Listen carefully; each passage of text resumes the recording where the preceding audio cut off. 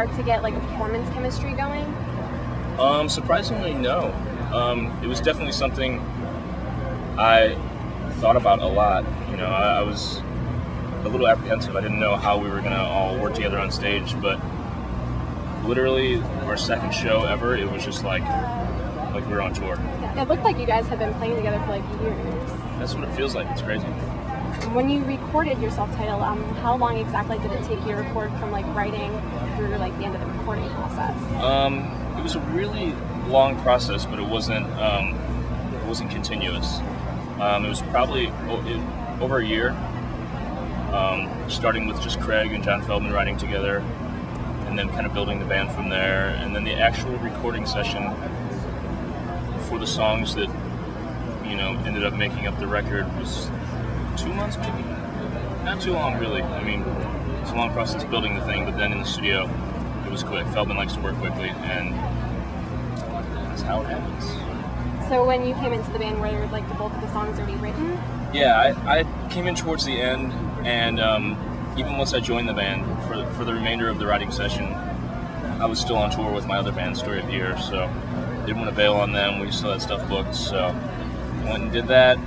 Only ended up tracking a couple songs in the record, and then got together with the guys afterwards for rehearsals and preparing for touring and all that kind of stuff. And here we are. Who did the rest of the tracks if you weren't in all of them? Feldman did a couple on bass, and one of the engineers did the rest. And which one would you say, for the ones that you did, started and finished completely different? Was there one that changed the most?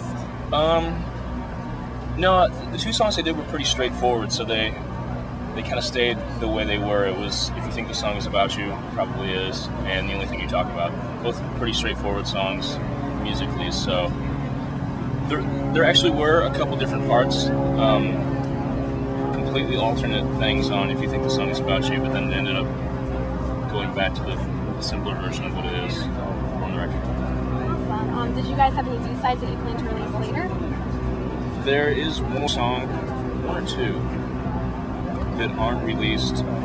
They may be available somewhere overseas. I don't remember exactly how all that went down, but in addition to that, there's so many songs that are just kind of floating around in demo form and this and that, because the writing process was, like I said, over a long period of time, so there was a lot of different stuff stylistically that didn't end up matching with the final product and what the vision was for, so there's tons of stuff floating around. And this is the very last question. So if you could pick one song that would wrap up your entire experiences, maybe with Warped Tour or just the summer in general, what one song would that be? And it doesn't necessarily have to be from your